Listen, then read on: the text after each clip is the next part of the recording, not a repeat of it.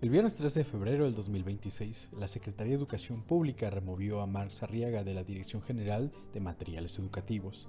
Desde entonces, Arriaga se negó a abandonar su oficina y comenzó a transmitir su resistencia exigiendo que le muestren un documento legal que funde su destitución. El episodio escaló a un conflicto público dentro de la SEP.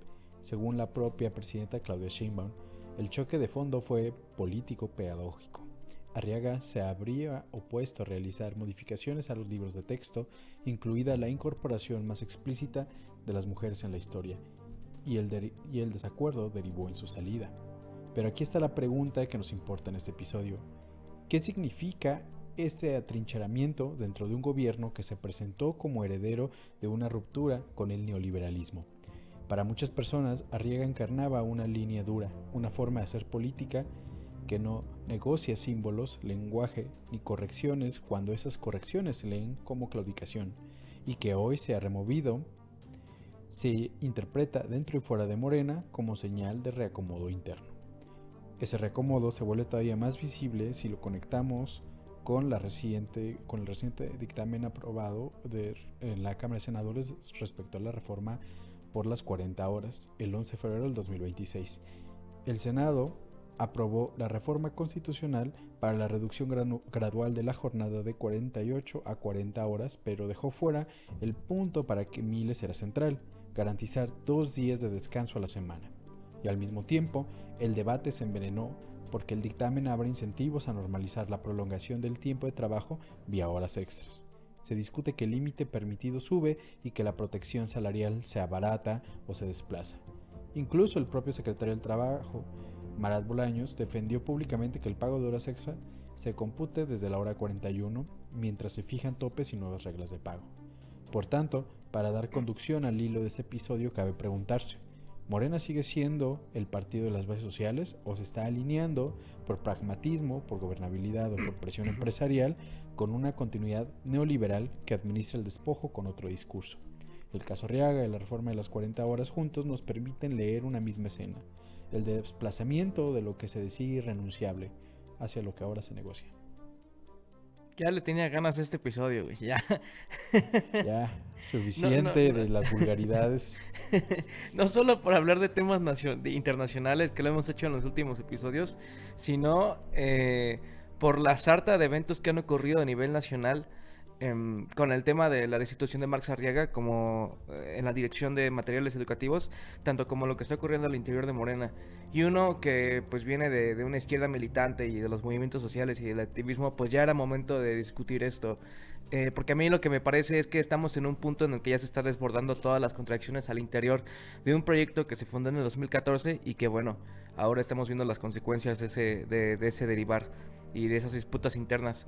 Y lo que tú comentas, lo de Marx Arriaga es apenas la punta del iceberg de lo que ha estado ocurriendo en los últimos 5 o 6 meses al interior del partido y que es bueno analizarlo desde la ciencia política, desde la sociología para entender qué ocurre con los proyectos de izquierda, con los proyectos de alternancia, con las personalidades, con los liderazgos y lo más importante de todos los partidos políticos, a mí me parece desde el análisis sociológico y desde la actitud militante de izquierda, qué pasa con las bases, qué es lo más importante. ¿Qué pasa con las bases en un contexto donde, vaya, ya se veía desde los periodos pre-campaña, Ujú. incluso pre-campaña de las elecciones 2018? De ahí de cuando me encontraba realizando eh, trabajo de campo para investigación, Ujú. recordaba que dirigentes de asociaciones civiles me compartían el apoyo que ellos emplearon para sumar fuerza a una base política que iba a darle la victoria electoral en varios municipios de Puebla. Ujú. Y eso lo hicieron a pesar de que, dado el trabajo y la trayectoria que estas personas habían tenido en sus comunidades, ellos esperaban ser convocados para encabezar las elecciones en algunos municipios. Sin embargo, ¿cuál fue la dirección que Morena les indicó a nivel base? Ustedes no van a ser candidatos, sino que van a utilizar su influencia como agentes, como actores sociales de influencia en sus comunidades para apoyar a los candidatos que nosotros vamos a lanzar, ¿no? Sí. Lo que implicó que, pues al final estas personas que al final terminaron en la elección, pues representaran una extensión misma de la tradición política que tan mucho trabajo nos ha costado cambiar en el país y que nos ha cambiado. Y quienes cargan con ese reclamo de parte de la sociedad que manifestaron su apoyo, pues estos actores de influencia, estos actores sociales, porque las personas dijeron, sí, yo voté por esta persona, pero yo voté porque tú me dijiste que iba a ser alguien que iba a impactar nuestras comunidades, y no está haciendo ningún cambio, al contrario, nos encontramos peor en algunos casos, y es tu culpa, tú me prometiste que si votaba y apoyaba a esa persona, a nosotros nos iba a ir mejor, pero yo creí en ti, yo confié en ti, y esta persona me decepcionó.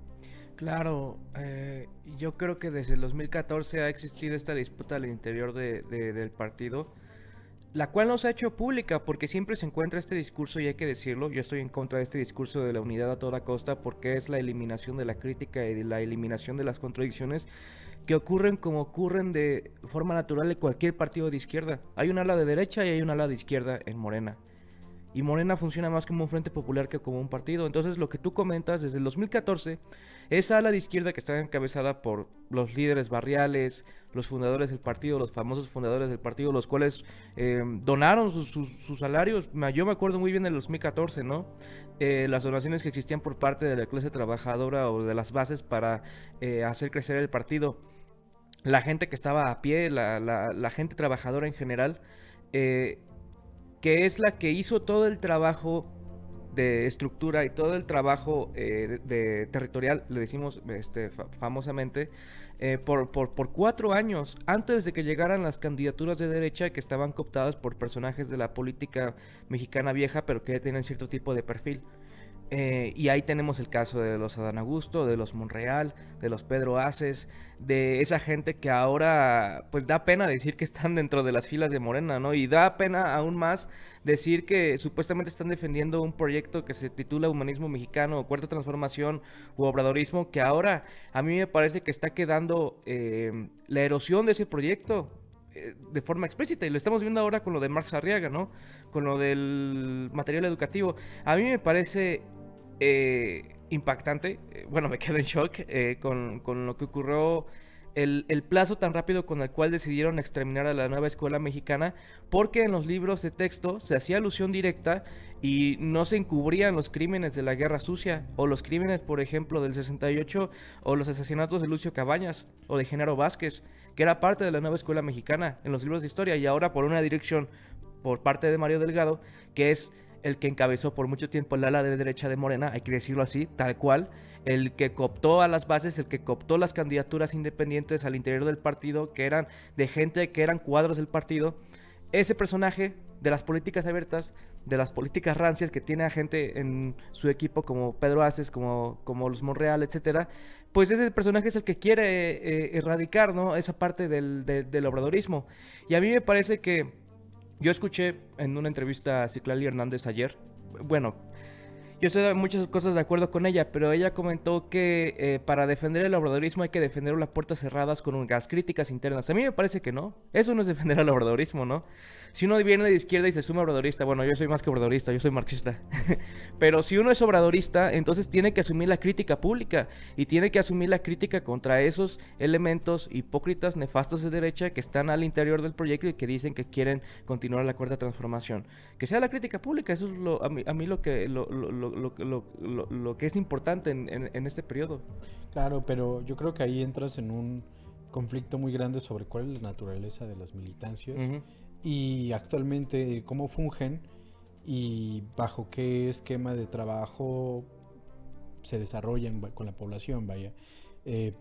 Al final considero que los partidos actualmente sí trabajan a puerta cerrada y lo hacen desde la confidencialidad en varios niveles con sus miembros, ¿no? Porque está la militancia de base, pero están ya aquellos quienes forman cuerpos de trabajo en los congresos, aquellos que hacen lobbying.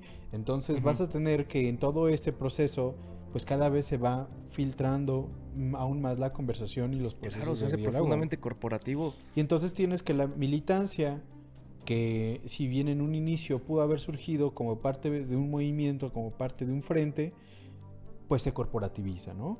Y pues una de las características de ese corporativismo es que todas las negociaciones las tiene que llevar con un número reducido de personas y con personas que tengan bien explícitos cuáles son sus intereses de esos procesos de negociación. Claro. Hay un gran documental de Denise Merkel sobre la historia del PRI y ahí sale Carlos Salinas de Gortari, y Gortari dice que el PRI murió como partido para convertirse en espíritu de la política mexicana. Y a mí me parece que lo que está ocurriendo en Morena es el espíritu de la política mexicana. Morena no es el PRI, y a mí me parece que quien tenga ese tipo de afirmación es superficial y absurdo. Pero a mí me parece que existe cierto tipo de espíritu priista al interior de Morena, que es el corporativismo, como dices. Y en México, ese tipo de izquierda corporativa es muy distinta a las formas de partido, a las izquierdas de otros lugares del mundo. En Europa, en América Latina o incluso en África, ¿no? Porque el punto aquí es que en un partido de izquierda lo que tienes que priorizar siempre es las bases y la construcción ideológica de un proyecto. Y eso lo puedes ver, por ejemplo, en La Francia insumisa de Mélenchon, ¿no? Que en los últimos años ha habido una disputa al interior ideológica y programática que me parece muy importante. O por ejemplo, Your Party en Inglaterra, donde donde la base del partido, las mayorías votaron que la dirección fuera colectiva, que es una de las cosas que hay que discutir más adelante y que me parece impresionante, de la forma en que están cambiando los partidos de izquierda. O incluso aquí en América Latina, por ejemplo, a mí me parece que el MAS en Bolivia o el PSV de Venezuela es muy distinto a Morena, porque en el MAS y en el PSV lo que realmente gobierna en esos ciertos aspectos donde hay una disputa más marcada es entre las bases contra la dirección, ¿no? O a veces hay mancuernas, pero el tema es que aquí en México es muy distinto. Las bases, desde el 2016 me parece que asumió la presidencia Jacob Polevsky, lo que ocurrió con las bases fue que le cerraron los espacios de discusión. Se los bloquearon, que eran los comités de base. Les bloquean los comités de base, les meten chapulines al interior del partido y entonces, ¿quién puede discutir ideológicamente qué es el obradorismo cuando no tienes comités de base? ¿Y qué hacen las bases? No pueden disputar los espacios porque ahora están cooptados por ese tipo de candidaturas que impulsaron Polevsky y Mario Delgado. Entonces, a mí me parece que en ese aspecto, ese es el corporativismo tan duro del priismo aquí en México, ¿no? De ese tipo de espíritu. Y el problema es que si seguimos con esa política corporativa, con esa política de las estructuras cerradas, de los padrinazgos, de las candidaturas cooptadas o compradas, etcétera, pues entonces vamos a tener que en una cuestión de 4 o 6 años, no esperemos hasta el 2030, el partido va a colapsar. Y ahora estamos viendo que está colapsando con las disputas internas, con los de los Arriaga, con Marx Arriaga, con los de los Mario Delgado, con los de los Monreal, con las disputas al interior por las nuevas candidaturas para el periodo intermedio este año, etcétera. Para allá vamos y, bueno, en ese aspecto creo que el corporativismo también es lo mínimo, o el elemento mínimo que existe dentro del partido. Deben existir más cosas, ¿no? Que podríamos seguir discutiendo aquí. Sí, parte de ese corporativismo considero que tiene que obedecer a un pragmatismo político que surge con las disidencias fuertes que han marcado la historia política moderna de nuestro país, ¿no? Desde tiempos de la revolución, todos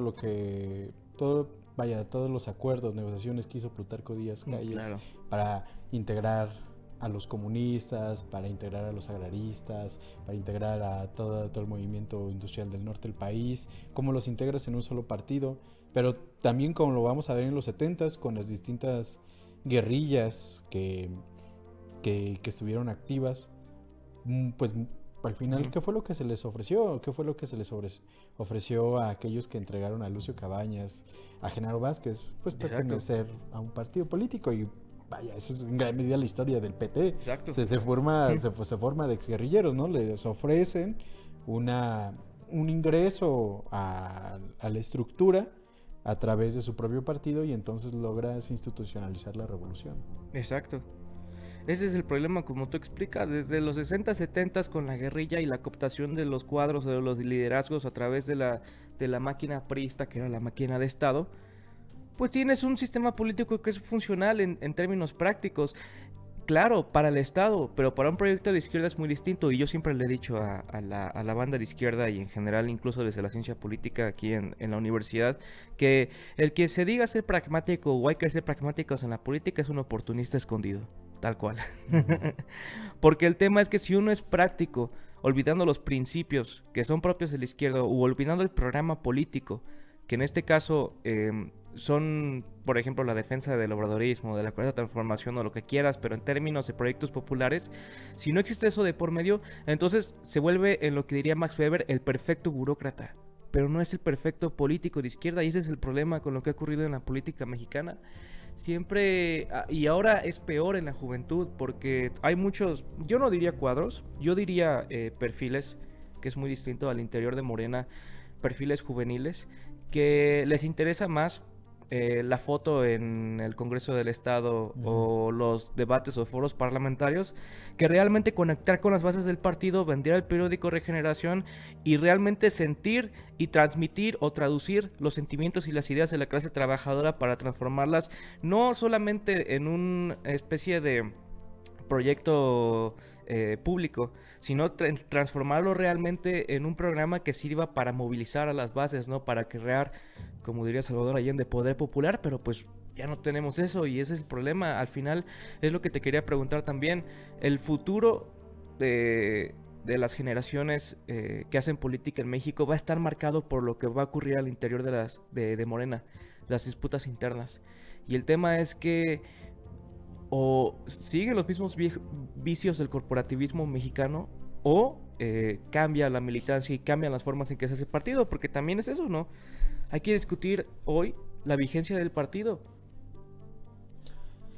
Considero que la erosión de Morena tiene que obedecer también a una erosión de la estructura de gobierno general que tiene México, pero también la estructura del modelo de estados que se está pues que se presenta en el panorama global respecto a esta alineación a un programa neoliberal que justamente le da pie al incremento del poder de las élites y de las oligarquías económicas, ¿no? que están principalmente en el norte global.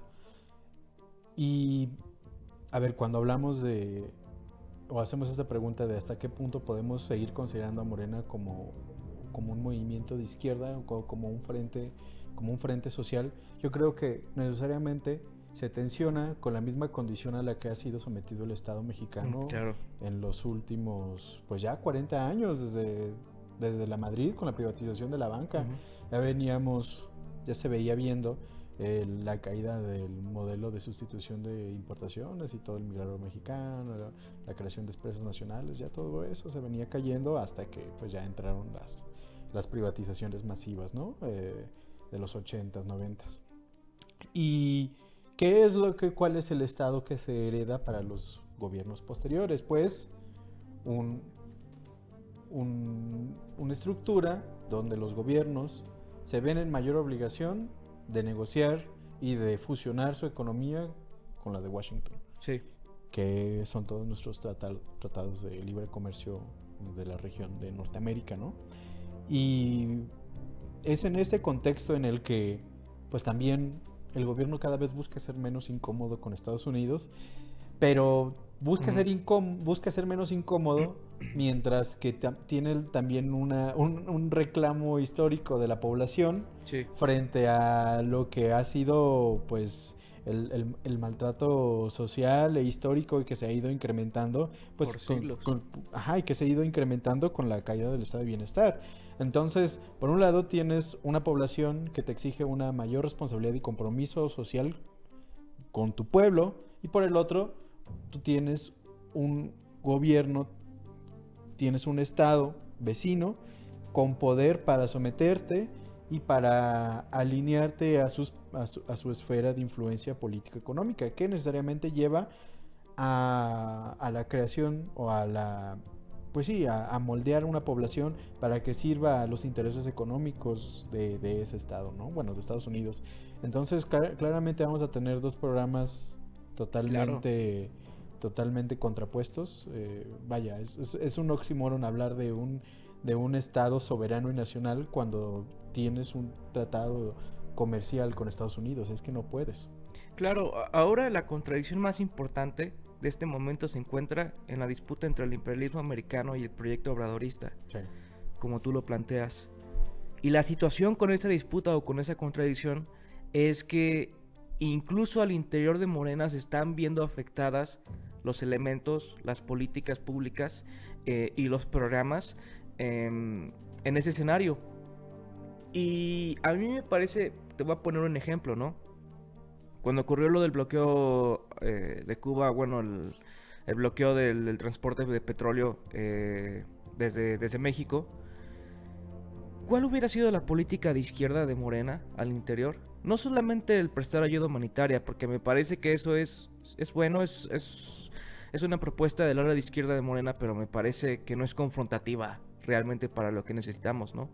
¿Cuál hubiera sido la política de izquierda de un gobierno mexicano que realmente defiende la revolución cubana?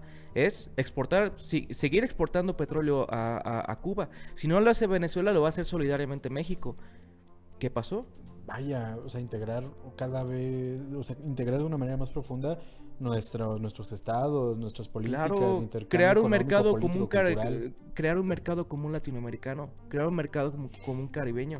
O sea, esa es verdaderamente una salida una salida combativa de izquierda. No diría que es la más revolucionaria, pero es la que necesitamos en este momento, ¿no? Contra el imperialismo americano. Pero ¿por qué no lo hace el gobierno de Sheinbaum? Y no solamente es ella. A mí me parece que hay elementos al interior del gobierno que están presionando para que no suceda esa política. Y eso pues tensiona también uno de los elementos que ya mencionábamos en otros de los episodios, ¿no? Es cómo se van conectando los distintos movimientos, cómo se van conectando las distintas izquierdas entre sí. Yo creo que esta es una pregunta que aquellos que han militado, nos hemos involucrado de alguna manera con las luchas sociales, nos hemos hecho desde que nos habíamos iniciado, que es ¿por qué toda Latinoamérica no se une para hacer un frente común en contra del imperialismo Claro. estadounidense? Ujú. Porque, Sí. porque no es sencillo y porque incluso la misma condición histórica, bueno, originaria de los estados soberanos posterior a los movimientos independentistas, nos muestra lo profundamente fragmentada que está la región. Claro. Y yo creo que México la tiene relativamente sencilla con sus vecinos centroamericanos y con los vecinos que le siguen a la frontera entre Centroamérica y los países del norte de Sudamérica, Colombia, Perú. Todavía con Colombia se puede hablar de una muy buena relación, con Perú ya no tanto, Ujú. pero justamente esa zona todavía más o menos trabaja bien, pero si tú ves cuál es la historia de conflictos militares, luchas por el territorio que existen entre Chile, Argentina, Uruguay, Paraguay, Bolivia,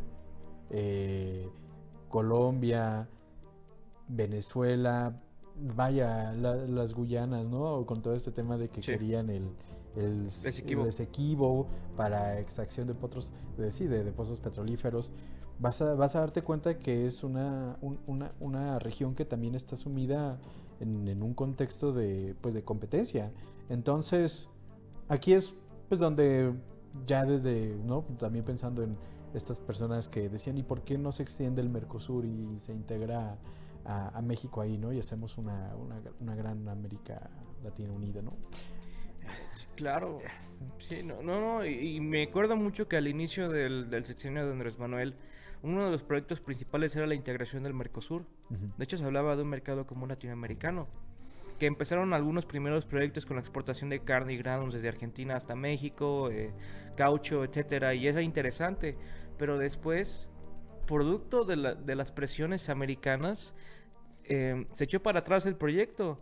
Y de hecho, desde que Claudio Sheinbaum asumió el cargo a la presidencia, el Mercosur nunca se ha vuelto a hablar, nunca se ha vuelto a hablar de la integración, del mercado común.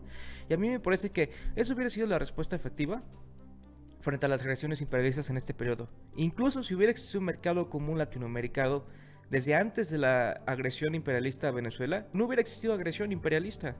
Entonces, en ese aspecto me parece que el gobierno no solo está presionado por lo que está ocurriendo en Venezuela o lo que está ocurriendo en Cuba, sino que ha estado presionado por años en no aceptar de forma tácita esa integración, incluso con proyectos más izquierda en Latinoamérica que hemos tenido, como el caso de Bolivia o de Venezuela.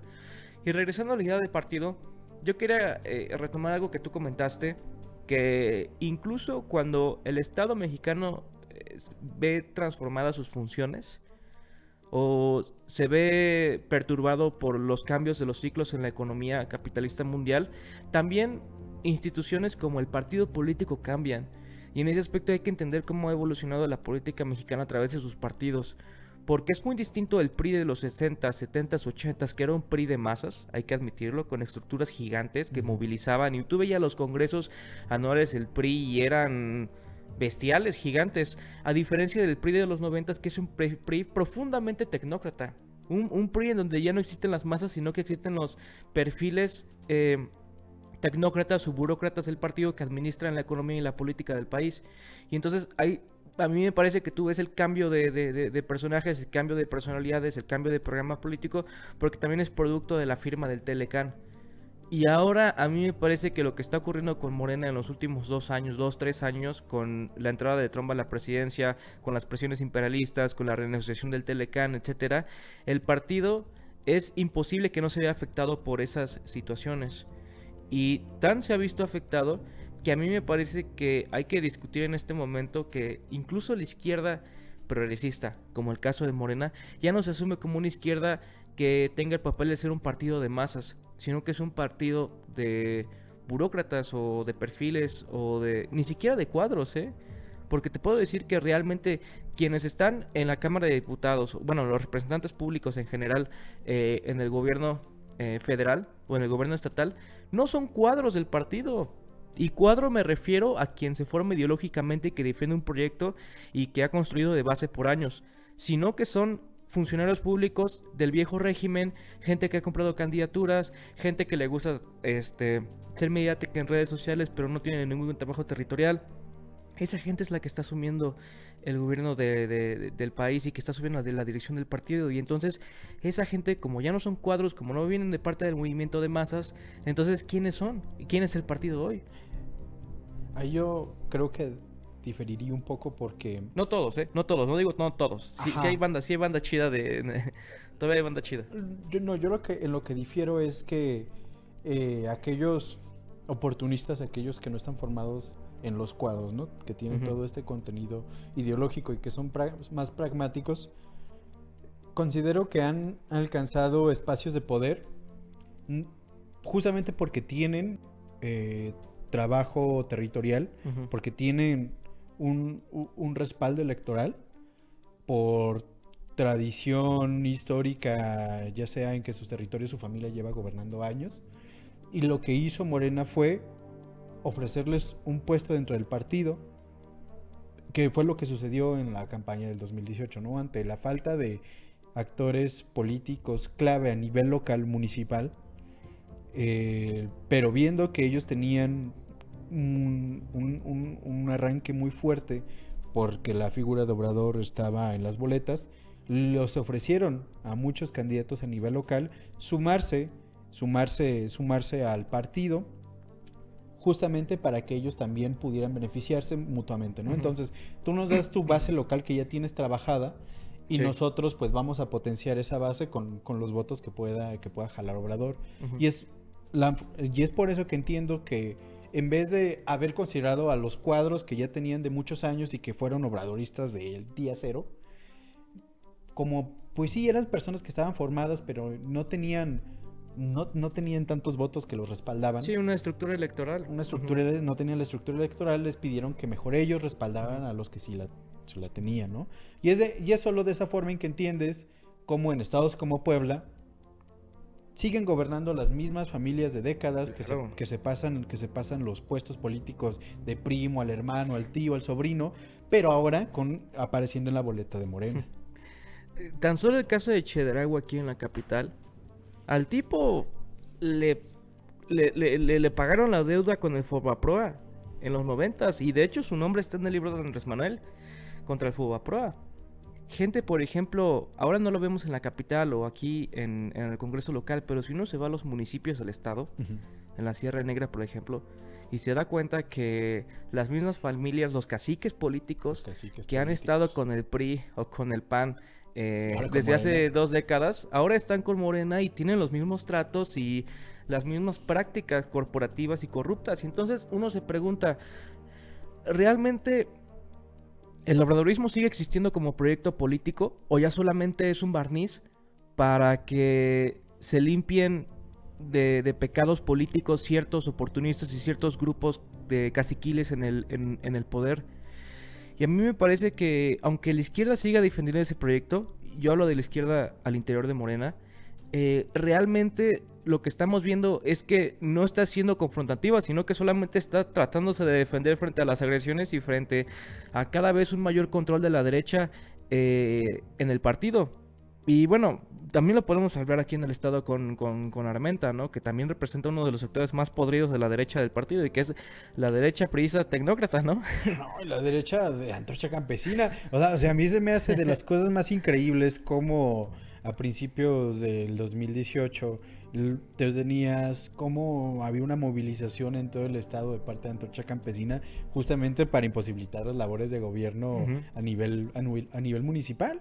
Pero ¿qué ha pasado con eso? ¿Qué ha pasado en esas marchas donde se ponían afuera de, bueno, en ese entonces, Sí. Cedesol, no dejar pasar a los trabajadores o que tapaban las carreteras, los flujos viales?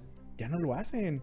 Porque justamente tú ves que pues el gobierno actual de Armenta tiene gente de Antorcha que ahora ya ha hecho esa transición hacia Morena. O sea, ves que ves que esa relación ya está calmada. Claro, exacto. Pero te digo, o sea, es la misma práctica corporativa que es útil para cualquier gobierno que se asume con un proyecto nacional, pero que no se dice abiertamente de izquierda, como es el caso de Morena. Y ahora ya es más problemático, porque yo siempre he tenido esa discusión con alguna banda del Instituto Nacional de Formación Política de Morena, y es que parte de los oportunistas del partido, parte de la política de las puertas abiertas en Mario Delgado, parte de que ahora el obradorismo esté colapsando por los perfiles que tiene el gobierno, como el caso de los Monreal o los Pedro Aces, es producto también, a mi parecer, de la debilidad ideológico-política al interior de Morena y de su formación política. Porque en este caso, pongamos el ejemplo del humanismo mexicano. Cuando muere Dussel, que Dussel era el que acuñó el término, el que lo desarrolló, el que expuso un nuevo proyecto político que a mi parecer era interesante. Bueno, después muere, Fisgón asume en la dirección del Instituto Nacional de Formación Política y se bloqueó sistemáticamente la discusión del humanismo mexicano. Se bloqueó sistemáticamente la cuestión de la formación política, de seguir desarrollando lo que significa el obradorismo y lo que implica como programa y como proyecto ideológico. Y entonces, ¿ahora qué tenemos? No tenemos nada. Y entonces, claro, si no tienes una base ideológica para formar a la militancia, entonces dejas la puerta abierta para cada cual se meta al partido como quiera y no tenga ningún problema, porque mientras se diga sí soy obradorista y defiendo el humanismo mexicano, pero el tipo no sabe ni qué es eso o que lo discute realmente, entonces no hay ningún problema que sea candidato, ¿no? Ningún problema. Y eso es lo que ha pasado en los últimos años. Hay que ver, ¿no? Porque el tema también, yo también lo he discutido desde la academia, ¿no? Y desde las discusiones que tenemos en la sociología sobre el tema del partido como una formación democrática, como una formación en un determinado momento del capitalismo, si realmente es viable hoy seguir hablando de partido para crear un proyecto de izquierda. Yo creo que sigue siendo viable, porque marxista y leninista soy. Bueno, no leninista como stalinista, pero leninista en el aspecto de que creo que se necesitan organizaciones de clase como el partido, pero el problema es que como lo hemos construido en el plano mexicano, con este corporativismo, con estos vicios oportunistas, con esas estructuras electorales que importan más a las elecciones que una formación política adecuada en un partido, como diría Dussel, que el partido tiene que ser una escuela de formación política. Bueno, entonces, ¿qué importa tener partido hoy, no? Si realmente es una salida viable. Bueno, y a la misma pregunta, pues, ¿qué importa si tienes un Estado? Si al final este se va a doblar a los intereses oligárquicos económicos, y pues eso yo creo que Claro. también nos lleva a discutir, pues, qué ha pasado con la reforma laboral. ¿Qué Sí. pasó con pues un proyecto que se había planteado justamente como pues uno de los proyectos del anterior sexenio? Se arrastra y ahora parece ser que todavía se sigue arrastrando para el 2030, porque justamente es una reducción paulatina que entrará en vigor cuando se publique en el Diario Oficial de la Federación, que posiblemente sea en los siguientes meses, pero su grado de efectividad real pues queda reducido a 5 años, ¿no? Ujú. 2026, 2027, 2028, 2029, 2030, ¿no? Haciéndose su respectiva reducción de 48 a 46, 46 a 44, 44 a 42, y para terminar con las 40 horas. Ahora aquí el problema es, esta jornada no te exige como tal 2 días de descanso, sino que da la facilidad al empleador de poder adecuar esas 8 horas menos Ujú. dentro de un esquema de 6 días de trabajo, ¿no? Entonces, ya sea que lo reduzcan, que un lunes trabajas más, un martes trabajas menos, el punto es de que lo pueden acomodar de una forma en que no sea obligatorio tener 2 días de descanso semanal. Esa es una. La otra es de que bajo este esquema, dado que va a haber una reducción de horas de trabajo base, se va a extender la posibilidad de horas extra. Que ese es uno de los temas que más ha causado revuelo, porque, pues como sabremos en este país, si algo no se respeta son las horas Ujú. extra. Aquellos que trabajen en maquila, pues principalmente lo sabrán, que es uno de los sectores más golpeados por la poca la, la poca capacidad, o más bien lo tan controlados que están en los sectores de arbitraje para no Ujú. aplicar la ley laboral. Entonces, si ya de por sí vemos que hay una condición mmm, casi de tienda de raya, Sí. pero lo que esta reforma facilita principalmente para pues el sector industrial es que se extienda la explotación. Entonces, aquí, ah, pues sí, entra mucho el tema en juego de lograron hacer una reducción de jornada sin lograr reducir nada realmente, ¿no?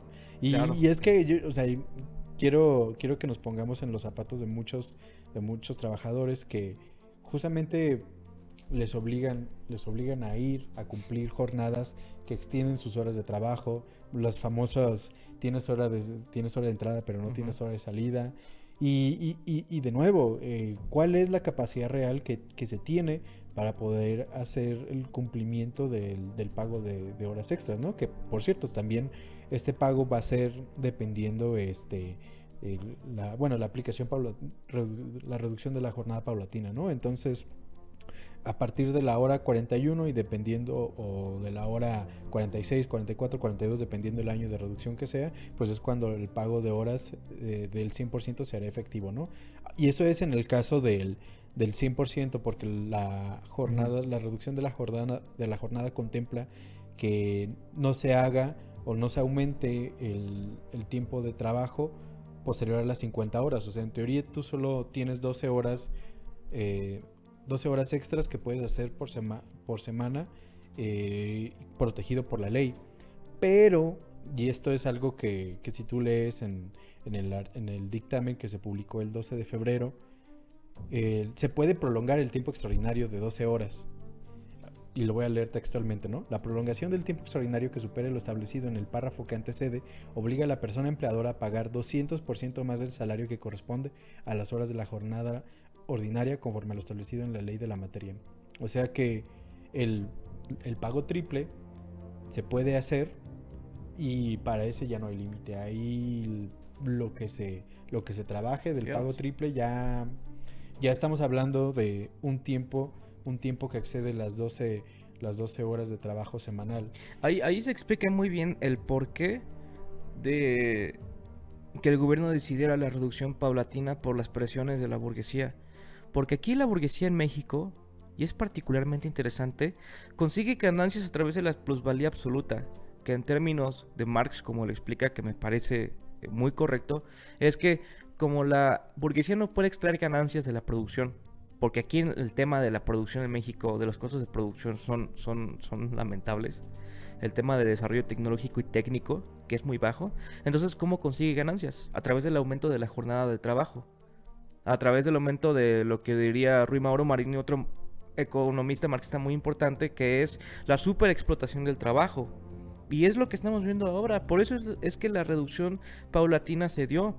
Y como tú comentas, uno puede pensar que es una reforma progresista, pero si uno lo ve de aquí al 2030, más los vericuetos legales que hagan los empresarios para tratar de salirse de la regla con las horas laborales activas, nos vamos a dar cuenta que no es una reforma que realmente vele por los derechos de los trabajadores, sino que fue producto, sí, de la presión social, pero al final también que fue bloqueada por la presión de la burguesía nacional, representada en el Consejo Empresarial, que a mí me parece la institución más rancia que se creó durante el sexenio de Andrés Manuel. Sí, es profundamente... Bueno, ¿no? Y que nosotros ahí tenemos compas pues que militan justamente en el Frente por las 40 horas. Un saludo. Sí, un saludo, Mitch.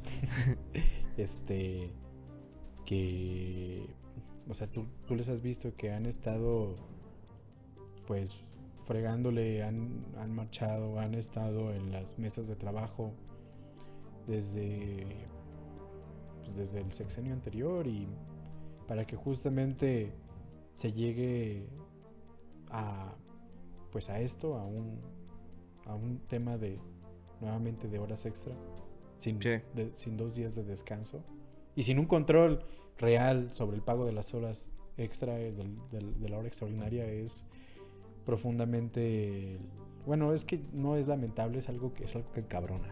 Sí, que encabrona ya. Pero bueno, algunos comentarios para concluir.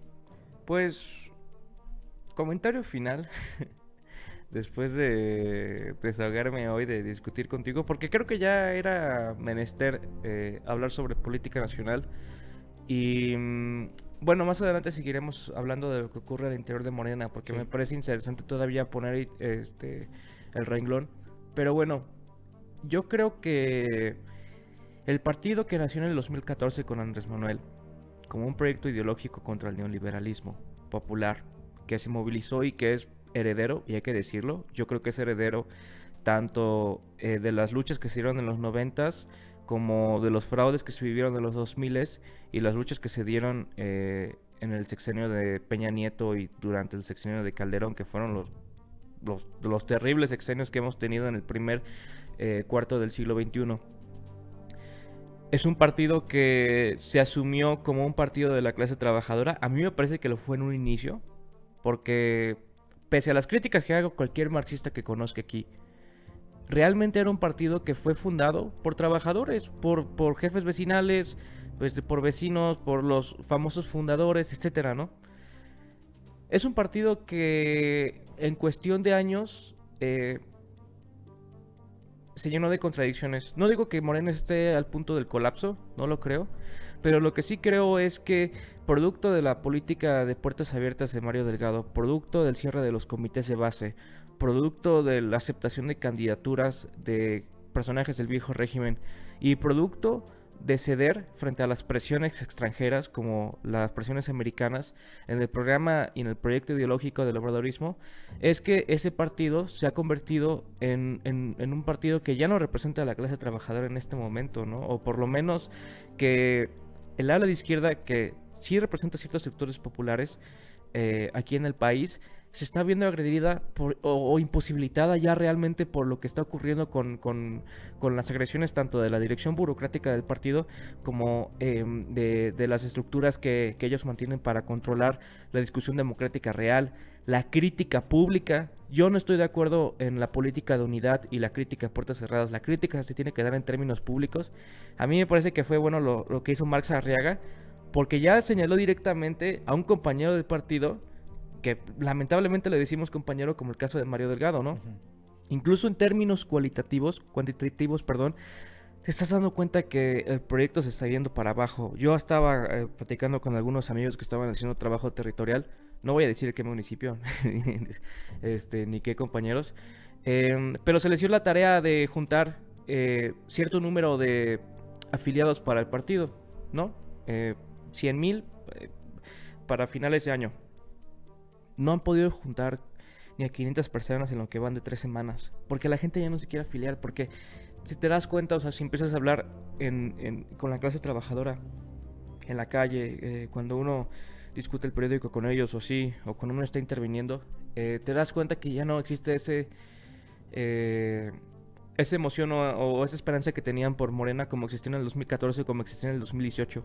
No solamente creo que sea por la falta de Andrés Manuel, que también es importante, sino creo que también es por la falta de realmente una orientación ideológica concreta y un proyecto que se sigue asumiendo de izquierdas.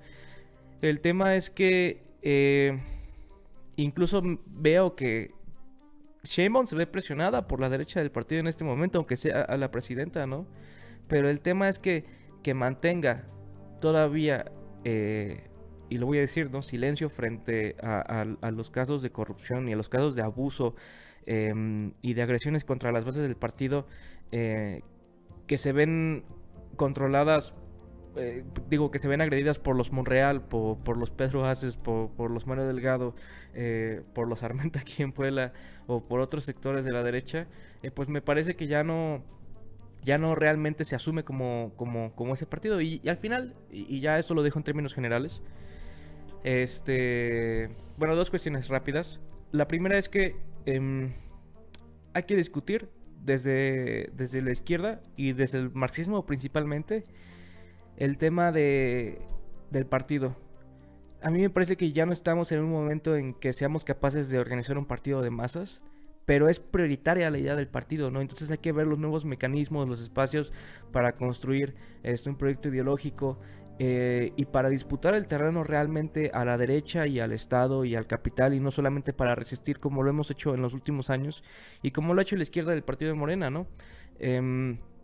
Y la otra cuestión es, también no voy a ser tan abusivo, ¿no? En ser tan crítico con lo que ocurre en Morena, porque sigo siendo militante y no del partido propiamente, pero me asumo como militante del movimiento.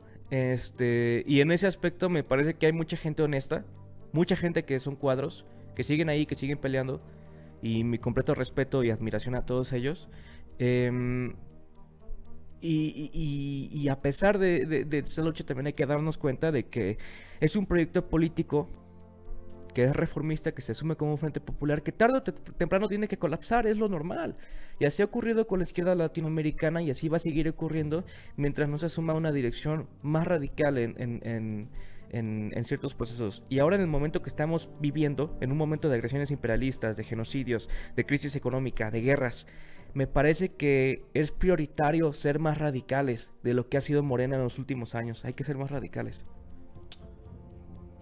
Hay que ser más radicales y pues también encontrar cuál va a ser esa vía para pues focalizar este radicalismo, ¿no? En el sentido de que justo para la clase que tenemos mañana, este texto me parece muy relevante, Revenge Capitalism, que lo escribe Max Haven, donde prácticamente pues se habla de esta deuda, pero se habla de este espíritu vengativo que surge desde una condición de marginalidad, desde una condición violenta del capital, pero también se le contrapone a la violencia y la venganza misma del capitalismo cuando ésta pues necesita reafirmarse frente a la masa, ¿no? Frente a aquella de la que se alimenta. Entonces, creo que sí estamos en un contexto donde la deuda histórica, la deuda social se sigue manifestando, pero que ahora busca emerger por otros sitios, por otros caminos, por otras luchas. Y creo que en ese sentido es donde Morena se debilita, porque aquello que apoyó a Morena, este reclamo por un cambio estructural, es por lo que ya no está teniendo nuevas bases, ya no está teniendo nuevos militantes, ya no representan cambio para las personas. Entonces ahora yo siento que también nos pone en un contexto pues de vulnerabilidad, porque nos prácticamente deja a muchos sin base ni estructura en que confiar. Es empezar de cero, ¿no? Y también cuidarse mucho de los oportunismos, porque últimamente me han salido muchos comerciales en redes de el candidato de Movimiento Ciudadano, García Maínez. Maínez, no, ajá. Jorge Maínez, donde él sale a recriminar lo poco comprometida la reforma y de cómo él, si hubiera estado enfrente, él se hubiera garantizado 2 horas de trabajo y hubiera garantizado el pago de horas extra. Y es como, pues, carnal, o sea, Movimiento Ciudadano, o sea, tan solo una de las crisis actualmente que tiene el gobernador en Jalisco se debe justamente, bueno, y el alcalde de Guadalajara, al aumento del pasaje. No sé si tú viste ahorita el tema que hay allá con el aumento del transporte público, y una de las declaraciones justamente fue que no, pero es que la gente sí le debería de alcanzar. No, y a ver, es como que es que tú no tomas el autobús todos los días. Es esta desconexión del partido, esta desconexión de aquellos que ocupan las cúpulas y que se hacen llamar militantes, pues por supuesto que su mismo discurso, es más, su propio actuar natural frente a las cámaras, dando su declaratoria, dando su punto de vista, aleja a las propias personas de sumarse a los partidos, ¿no? Entonces, pues sí, oportunistas siempre van a ver el ejemplo de estas personas, pero pues esto también lleva una tarea y pues suma la carga de responsabilidad que tenemos, ¿no? Que tenemos pues aquellos que ya no queremos vivir en esta estructura. Si ya no hay base en que confiar, pues hay que hacer una. Exacto. O buscar y apoyar a quienes la tengan. Mientras pasa eso, uno sigue construyendo y militando. Entonces... no, esto no se acaba nunca. Nunca se acaba. Nos vemos en el siguiente episodio. Vamos a seguir con esta discusión, pero ya afuera. Sí, con una chelita. Sí. Y nos vemos nos vemos en la próxima emisión. Vas a caer Mario Delgado. Vas a caer. Nos vemos. Vas a caer, Gigi. Dale.